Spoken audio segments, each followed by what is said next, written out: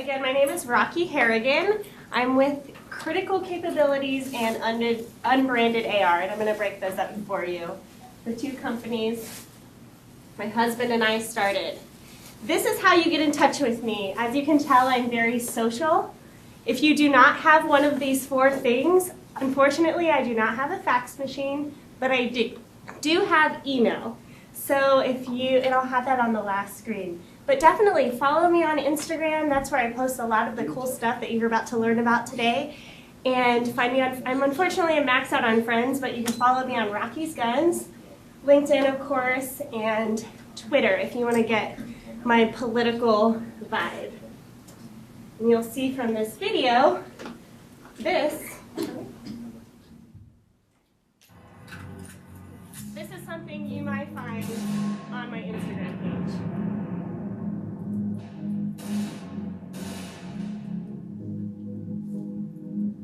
It's a short little clip.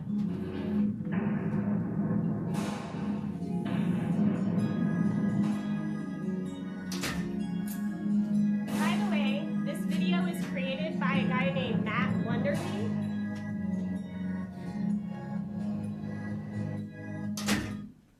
Wonderly did all of my, the majority of my website photos, and he just did that video in like 30 seconds. He's like, just fire off 6 shots, and he literally put that together to me. Very inexpensive, so if you need a videographer or a photographer, highly, highly recommend. You won't find anyone like him anywhere else. But the girl behind the gun. I'm an Army wife. I was brought here by Fort Bragg. That's my awesome husband, Pat. We started our company 5 years ago. This is my dog, Atlas, and I am a certified AR-15 armorer. I was certified through Academy, former Blackwater, so if you're familiar with the military world, it's an LEO and Military Training Institute in Moyock, North Carolina. Got my certification there. What we do, we are an AR-15 parts distributor. That's what Critical Capability does. We supply to OEMs, original equipment manufacturers, all over the country. And we also have Unbranded AR, which is our retail component. So when I talk about my business, I'm usually talking about Unbranded AR because that's where, when people like guns, I like to refer them, our retail clients and our dealers, go and place orders there. But I like to say conservatively, if you walk into any big box shop, we're at about 15% of AR-15s on the shelves.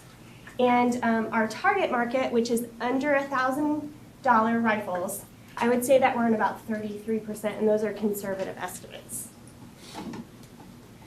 These are our 2 websites, and again, Matt Wonderly took the majority of the photos on these websites. And 219 Group, here in local company, did our Critical Capabilities website. This is our OEM large parts distribution, and the way we work retail is we buy on top of our large purchase orders and supply at higher margins for our retail clients and our dealers. But basically, our goal is to really change and revolutionize how parts, specifically gun parts, are distributed. It's pretty basic business principles that we've incorporated, you know, buy in bulk, keep our margins healthy, focus on the relationships. That's what we focus on, the customer experience. But we do everything online. So we are a distributor where OEMs can go and purchase our product in bulk, and they can contact us, and we can create a customized system for each individual client. About us, Fayetteville, North Carolina, we only have 3 employees. Our one employee, who we would have 4, but she wants to be part-time military spouse, was our first employee, and now she works remotely for a company, does a lot of our admin work and emails and things like that, customer service. Brian, former Marine, who came here to try and find work, and now he's employed with us full-time. Revenue, we are on track to hit $10 million in revenue this year. So. Great, because 3 years ago we were at 0. This is just a collection of photos that I've taken literally in my house, and then I'll tell you about where we started. That's kind of where, this is our mobile home out in the middle of nowhere in North Carolina. our products. This was one of our larger orders, one of our first larger orders, and I got so excited because it filled up our whole living room. But basically, we focus on relationships. My husband and I are military, right? So every single PCS, every single a moment that he had time to take off, we literally traveled the country, really trying to gain information, meet American-made manufacturers. People don't understand, firearms is the only industry that's still predominantly manufactured in this country.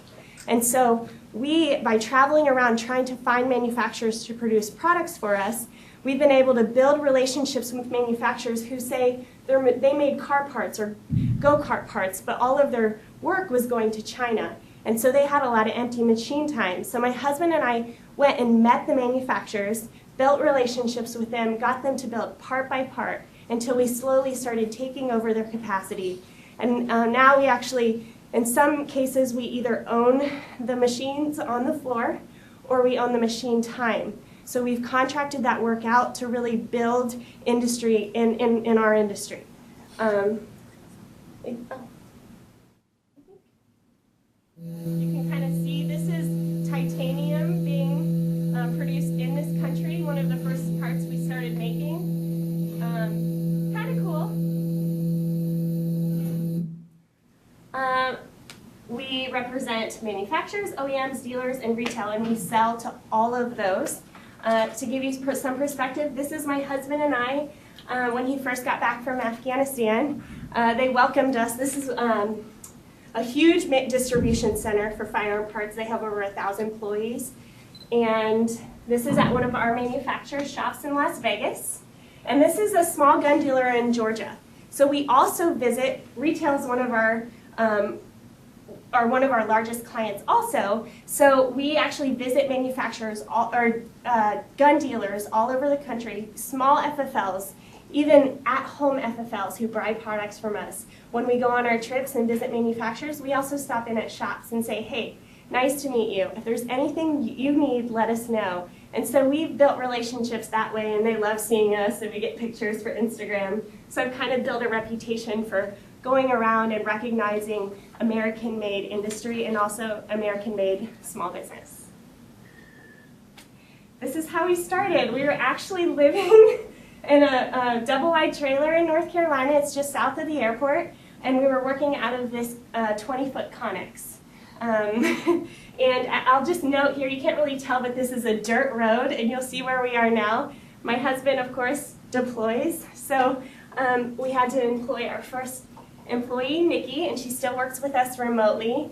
And these are, you can't really tell here, but this is my husband's truck, and we literally packed pallets on the bed of his truck in the blazing heat and the freezing cold, saran wrapped those things, delivered them to freight companies because we couldn't afford the forklift at the time.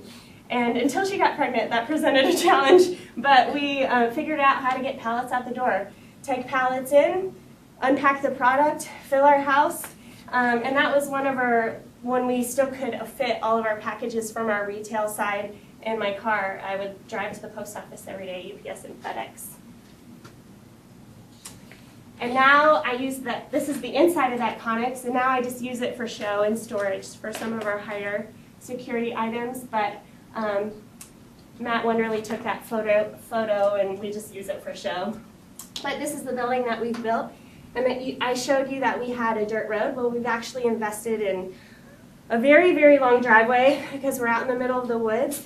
And so building that project was certainly a task, but we accomplished it, and we've already outgrown the size of that building. And we have parking. And we moved out of my house. So next move for us, we are moving. I said my husband got out of the Army in the fall, just a couple months ago actually, and we're looking to relocate, unfortunately, to South Dakota. And fortunately for us, but for us, the reasons why we're doing it, taxes. The city was offering us incentives to move our business there, including very cheap land. We're going to be investing in our commercial space there, and we think quality of life will be good there. I've loved my time here at Fayetteville, and for us it was just a good fit for us politically, where we really need to be to succeed. But I still own our commercial and residential property here in Fayetteville, and we continue to be invested in we will continue to be invested in the community. Like I said, 219 Group, who built our website, does our marketing for us, built great relationships here, and we plan to continue those as well. And I will open it up to Q&A.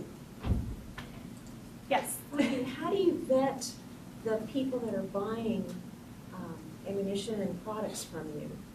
You know? Yeah, so initially we started this as just finding an opportunity so that when my husband got out of the military, he would have a job.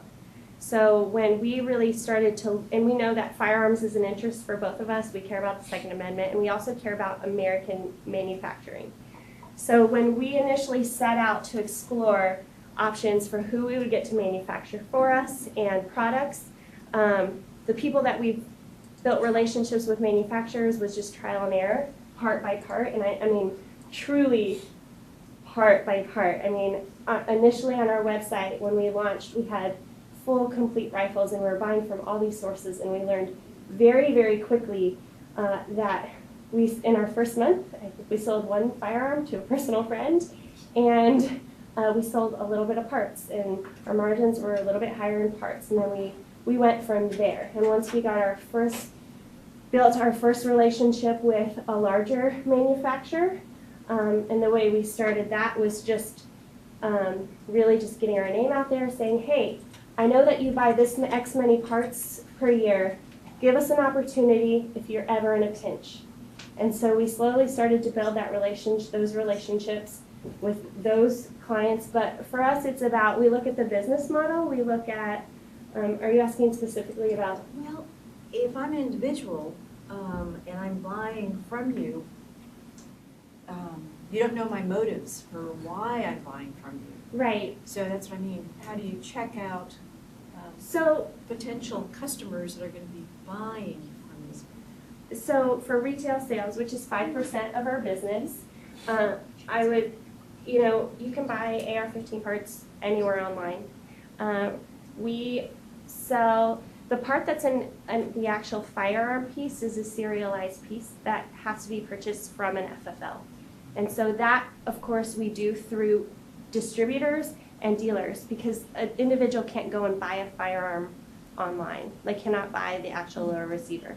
So they can buy parts all day long, but that controlled serialized part that actually makes the firearm function, that piece that you need to have to put all those parts together, you have to go through a local FFL, and then of course they run the background check and things like that. Explain to them, if they don't know the lingo, what FFL means. Oh, an FFL is, you have to get a federal firearms, you're a federal firearms licensee. So the process for obtaining an FFL is pretty stringent.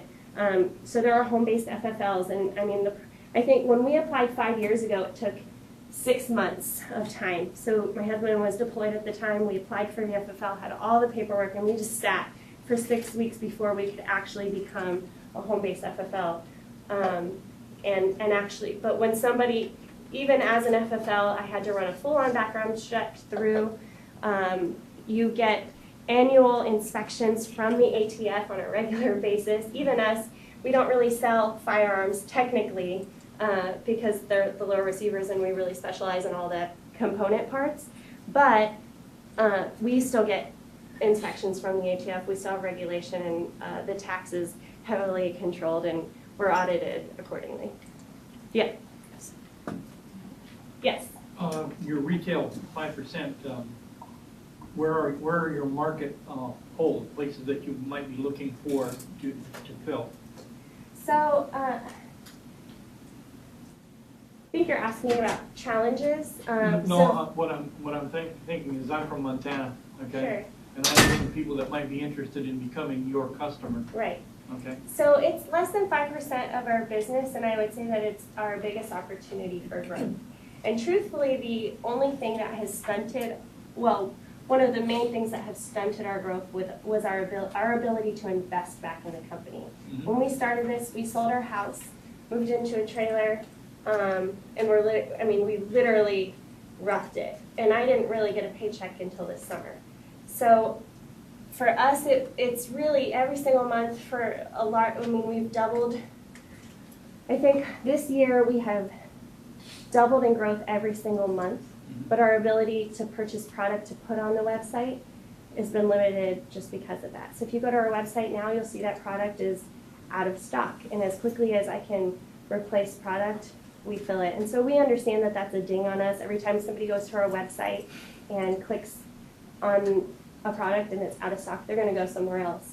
Or for us, we have to be able to keep our bread and butter going so that we can continue and build those relationships and continue to kind of grow at a slower pace on the retail. Reflective listening, I hear you say that although 5%, that retail is your potential for growth, you're not really looking at that right now because you don't have capacity to deliver. Correct. Okay.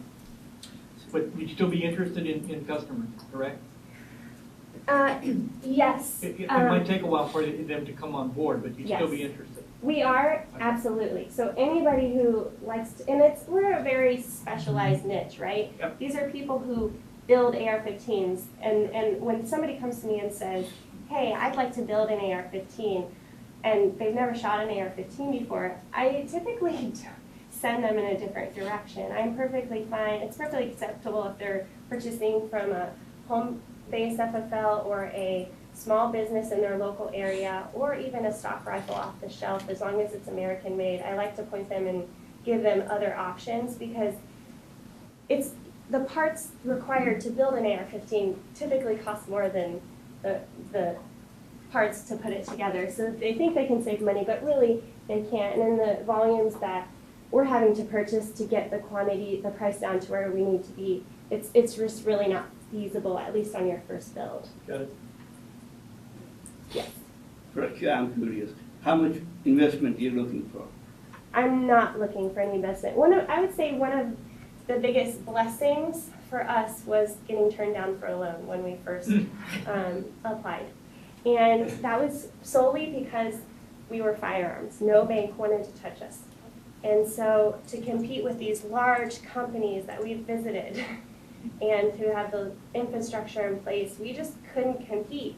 And so for us, it was selling our home, taking pretty much everything my husband made, and I had to get a part-time job just to figure out how to buy one part at a time and build one relationship at a time and reinvest into the company. And so now we're in a position where the banks are calling us asking if we want a loan. But we're very conservative. We're a cash-based business, and we've remained that way. And with the political climate, who knows where our business will be 3 years from now. And so for us, while it's important to grow as much as we can, for us, our goal is to create as much opportunity. And for us, when we take on an employee, Brian, our office manager, is moving with us, him and his family. We're paying to move him out there. For us, when we take on a client, we see that as he's with us for life.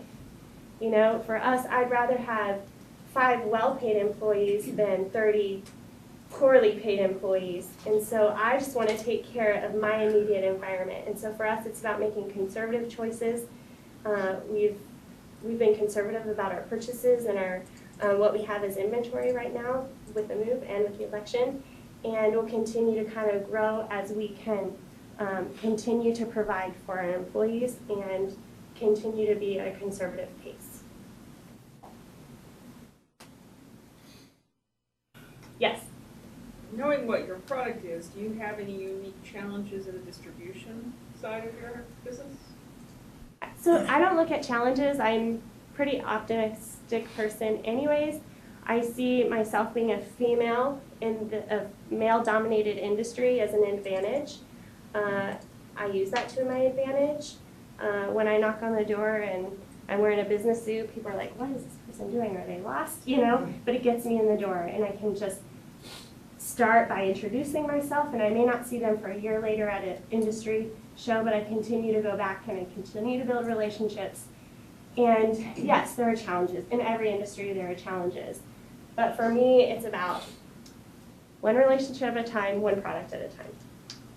But some of your business is internet-based, right? It is. So when you're shipping your product, do you have any unique challenges that you have to face that way? I mean, other than logistics, we've learned along the way, picking one source for shipping products. We've learned to buy in bulk for getting costs of shipping down. We used to offer free shipping, but we learned very quickly that not a good idea. So now we charge for shipping, and you know, we've just made small changes along the way. It's really, the funny part about this is, I mean, in a lot of ways, we are very much still a brand new business, and we're learning every single day. We're growing, we're constantly growing and trying to figure out ways to downsize. And one example, Intuit, QuickBooks Online, just found out that when they found out, even though we don't officially sell firearms, we sell parts, they aren't a big fan of firearms. So